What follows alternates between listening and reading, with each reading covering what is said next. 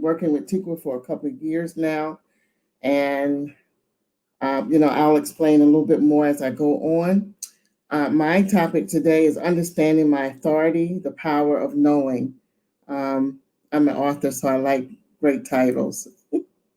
About me, I am the CEO of Virtual Way Professional Services. I am the virtual assistant to authors, publishers, and coaches. I provide author and publishing service such as editing, formatting, and print on demand publishing. I also offer journals, workbooks, and planners for coaches or authors, because I believe that every author should have either a planner, or workbook, or a journal. I am also an author of several books of my own, and my latest is called The Fire Within, a purification devotional journal. I have a lot of private author clients who work with me, and I take my clients from their vision to publish within 30 days.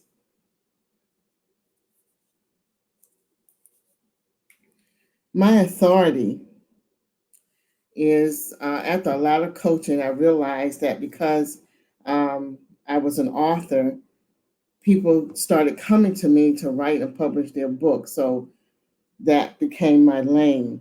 In the beginning, when I first started as a virtual assistant, I wasn't clear on what I was supposed to do until after I got a couple of coaches. My first coach was a business coach who, when she had me to do an exercise on, it was like a dump, it was like a brain dump that we had to do of everything that we know how to do. And one of the things that stood out for me was that after that I was a administrative assistant for over 30 years. So I had administrative skill for over 30 years. I have worked in different companies. I have worked with churches, many pastors. So I was always doing administrative work. So that kind of stood out. And she suggested that I look into becoming a virtual assistant. So I didn't know what that was. So I, kind of studied the industry and thought that I would fit very well in that place. So um, then I realized that I was stuck. I didn't know what to do, so I hired a VA coach. Um, she was a young lady who, um, worked with me for a couple of months. And as we were doing, some work with her, she realized that the skill that I had was being an author, and that I would be able to work with other authors or, publishers.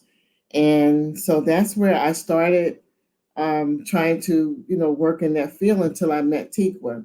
I met Tikwa at a conference, and someone told me that Tikwa was the person to get to know if you wanted to be a good virtual assistant. So I connected with Tikwa. We were able to, start coaching. And again, I've been coaching with Tikwa as a personal client for a couple of years. I had to take a couple of breaks because I had some circumstances that happened, during that time. I think we coached for 2 years, and within those 2 years, I lost both of my parents. So I had to take some breaks in between, but I kept coming back. And so Tigua ended up being more than my virtual assistant coach. She began to be more of my mindset coach because I started um, getting into being feeling like I wasn't good enough, or that because there were so many other people out here that were dealing with authors that I wasn't going to fit in that space. And she coached me on mindset and pushed me forward. She pushed me out there because, I'm a introvert. I like to, stay in the back. So she's pushed me forward. And so I am doing more lives and doing more things than I've ever done before because of working with Tikwa. It took a lot of time and effort of me trying and trying and trying over and over again, but not giving up. And as a virtual assistant, I taught myself how to do a lot of the things that um, business owners needed. I, got on YouTube University and just taught myself how to use some systems. I taught myself how to do more, social media stuff. I did what I needed to do in order to get out here. And then once I started, putting my face out there, then people started connecting with me. So knowing your authority is more about knowing what it is that you can do well, so that people will be able to pick up on what it is that you're able to do. The power of knowing um, was, I started to become more clear after I did a lot of research. So Khadija talked about some of these things earlier. I started doing the research into what the different businesses needed. Um, and then I studied my craft, and I looked for problems that I could solve with my business. And then I was able to trust God and move forward to do what I needed to do to become successful in my business.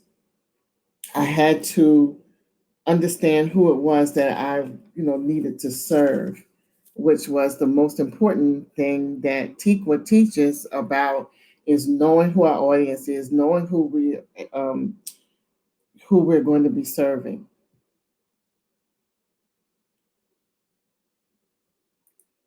Okay. Also, what I was able to do was to take what I love to do and marry it with what the marketplace needed. So I was able to take my administrative skill, I was able to take my skill as an author and marry that with coaches who were looking for people to um, edit their books, who were looking for people to set up their tables or do their traveling, set up their traveling, set up their scheduling. Coaches need all of that kind of stuff because they're coaches and authors. Um, some of the coaches need, or almost all of coaches need, workbooks or journals. So I learned and I got very good at creating those. I had to take a lot of courses. I had to, really, really study on how to perfect them. And I kept practicing on my own and publishing, journals and planners and stuff on my own, so that I could be good at creating them for when an author or a coach or a publisher need it. Now, I work with publishers who need help with, publishing their authors' books. They need help with, editing and keeping the schedule for their calls. So those are some of the things that I do for, publishers as well. It was the power of knowing what authors needed, coaches, publishers, to be able to, and I was able to solve their most prevalent need, and that was time. Time is the currency in the earth, and we as VAs solve the problem of time needed for business, for busy business owners, because they can go on creating other things that they need to be doing instead of keeping their schedule. Then I keep their schedule instead of them spending a lot of time. I have a publisher that I work for who has, I'm saying, about 30 or more authors that she's working with at a time. So helping her to keep her schedule with her calls and helping her to upload those books to the different print on demand companies is a big help, because now she can go on and create courses, and she has done that. She create courses that she can, teach, and move more into coaching, and start doing spotlights, and some of the things that she loves to do. She loves to ghostwrite, so now she's able to ghostwrite for clients and get more ghostwriting clients because she has someone who is keeping her schedule. Today, I want you guys to take your gifts and your talents and use them to build your VA business with faith and confidence. Sign up with Tikwa to be your coach. Listen to everything that she tells you to do. You have to, if you have a coach or a mentor, you have to be able to do everything that they're telling you to do in order for you to be successful. You can't do one thing and then leave the other thing out. You have to be coachable and ready and willing to move forward with whatever she's assigned you to do. And then stand in your authority of what you know how to do best, and then get better at it and do it better and better every time, and know that you can do whatever it is that you want to do.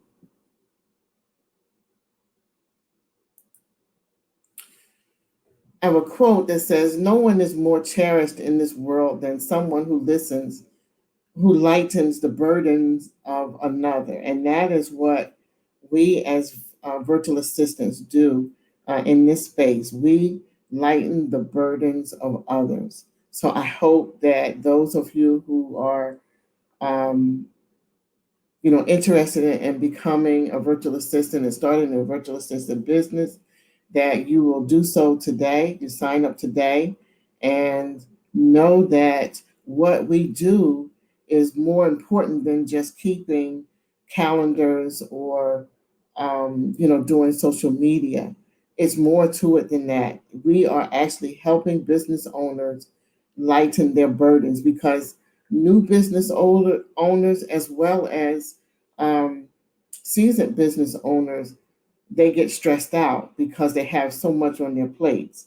And so that's why we exist, in this industry, is to be able to take that stuff off of their plates and make them feel lighter, make them feel better. I have one of my clients who was able to finally, after a few years, be able to go on vacation knowing that her business was still running because I was handling everything. So that is what we do for others. So I thank you for taking the time to be with me and listening to me. And if you have any questions, please let me know. I'll be able to answer them for you. Again, I am a virtual assistant for authors. If you know of any businesses or coaches, or if you're an author yourself who needs assistance, I am here to help you in that area. So if you have any questions, please let Tikwa know, and she can let me know so that I can be able to answer them for you.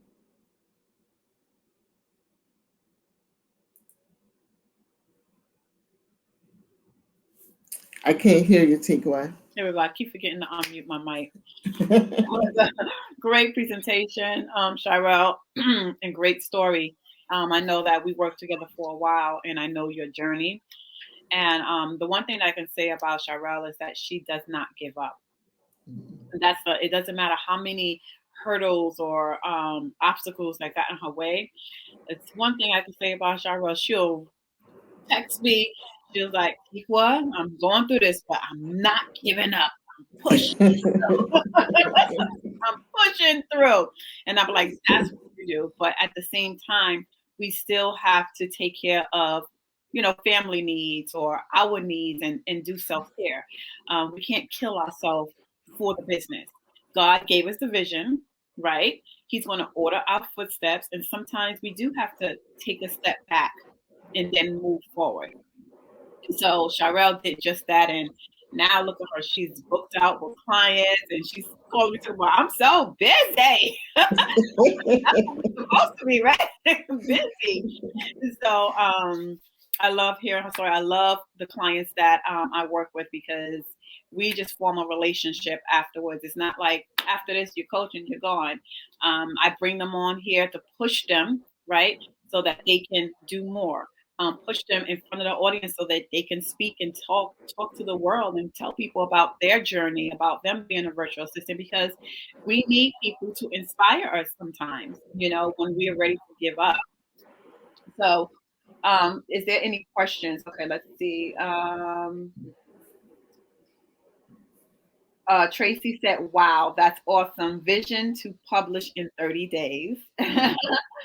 um, Tracy also said, "What did you need to learn to boost your business for authors?" Um, Let me see. I pretty much I needed to get back. I needed to sharpen my skill for editing, and I learned to use Grammarly more because the editing was taking up a lot of my time. So I started using Grammarly more to be able to pick up on the things that I wasn't able to pick up on, and it lessened my authors kicking their books back. So I started, working with Grammarly. I took a course on how to do, the journals and all of that, and so I got really, really, good at that because, I have, this little thing that I like to do, design and stuff like that. So I got really good at that, then I'm a visionary, so um, it, I have to see it before, I can, produce it for the author. But I just had to learn how to do the book covers. Now I don't do the book covers. Some of them I do for like journals and the workbooks. I'll do, the covers for that. But for my authors, I have a person that I hired to do my covers. So I will give him, the vision that I have for it or the theme that the author wants. And so he is able to, take my vision and run with it. Um, I do a lot of formatting. I had to learn how to format. Um, so now I'm going to be hiring. See, I'm by the end of the year, my prayer is that I will have hired all the people that I need so that I can become an agency because I am, once you start doing a really good job, first I had to get my mind right. Once I got my mind right, then I was able to move forward. And it was amazing that once I got clear and once I started um, believing in myself, and understanding, my worthiness, um, I was able to, my business just like started kicking off all of a sudden, and so much so that it was scary. So, everybody was talking about how bad 2020 was. 2020 was a good year for me, and I was sick most of 2020, but I still was able to have a lot of clients, especially towards the end of 2020. And I'm still, getting a lot of calls. I got 2 calls on Monday because people started, giving you referrals. And when people see their books on Amazon, it's almost like having your name in lights. And so they're so excited. They're so excited about the products that I'm, able to um, complete for them or create for them that they start telling everybody. And then next thing you know, people start calling me. And the blessed part about it is one of the things that, as far as my mindset, was not being afraid to ask for the money. And I learned real quick not to be afraid to ask for the money because I was not charging enough money. And people had me working so much for a little bit of money. And so I was like, okay, something's got to give. I have to increase my prices. I got to be not afraid. So now when people talk to me, I tell them what my packages are, what I'm expecting up front, what my deposit is. As soon as they say yes, I send a contract. and then we get to working. I listen. I'm not doing nothing unless you give me a deposit. Yeah. And and people, and it's funny because I've raised my prices, and I found that people are comfortable with it because they value, what it is that they know that they're going to get. And a part of the package is showing them how they'll be able to recoup their money back in a little bit of time. So, I'd like to give that assurance um, to people. Also, the thing, my one of my secret powers is that I like to pray over everything that I do before I release it. While I am working in the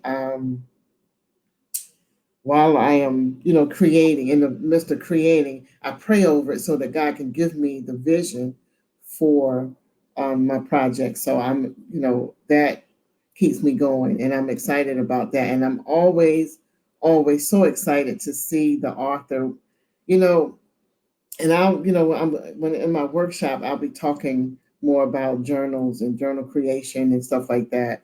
But I'm telling you, it is the best thing to watch an author face when they first get their proof copy of their project, and hold it like a baby. It's so happy, especially first time authors. They hold those books like babies, and so that brings me a lot of joy, and it keeps me encouraged with what I do. Right. So we have some more questions, Cheryl. So this question is from Desi, and she says that Cheryl, this was excellent. My question is, what does your client need to have ready to be able to publish in 30 days? They need to have their content. That's the bottom line. They need to have their content if they want to have, if it's a regular book, then they need to have their content already created. Um, I'm not a ghostwriter. I have done some ghostwriting, but that's not my specialty. So your content needs to be in place. And if there is some things, once you hand me the manuscript and I'm able to go through it, if I see that it doesn't flow correctly, then I will talk to you about that. If I see um, some people will hand it to me and it doesn't have chapters. So I'll, chapter names or whatever. So I'll pray through that and help you to go through that. So I kind of, coach you through it um, to get your book done. Okay, I'm trying to get the other questions. I'm sorry, I lost it. Um, Denique said, "What information do you need from your clients to build their journals?" Again, I would need their content and whatever their theme is. Say, for instance, if it's a themed journal, and like I said in the workshop, I'll talk more about that. But if it's a themed journal, like um, I just finished one for a therapist, and her journal was about um, therapeutic techniques. Now that journal, I pretty much had to do myself because she didn't know what to do or how to do it. So there was a lot of work, and I told her I had to charge her more money, so she paid it, and she's very, very, very happy. I think she sold no sooner than the book hit Amazon, she sold 30 books.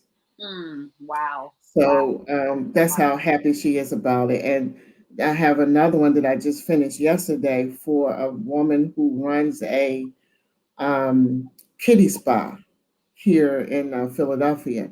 So it was a self-esteem and confidence journal. So I put that together for her, and it's kind of like a workbook style. Once I know what the theme is and kind of what you want to present to your audience, then I can put that together for you. So I think that kind of like answers. the second question that she had. Okay, so Dawn said, asked, what programs do you use to create your journals? Canva. Hello, Dawn. I use Canva. Some of them are in Word. So say for instance, if it is a devotional, prayer journal, something like that, I'll use Word. But some of them I'll still will put them in Canva, because I have some templates that I've purchased and I have templates that I've created myself. So I do everything in Canva. Awesome. Is formatting for books different than something like a normal Word document? Yes. Tracy says that you go, girl. That's awesome. I want to learn more. Is there a certain software you use for? Okay. So I guess that answered the question. So Dawn, she said, is there a certain software you use for the books? So I guess it's the same thing, Canva, right? For the books, for regular books, I just use Word. Okay, Word. Okay, Word, Tracy. She said that she has so many questions. What type of authors do you work with? That's question number one. And two, do you draw a line depending on the genre or the topic? Um, I work with all kinds of authors, all kinds. Some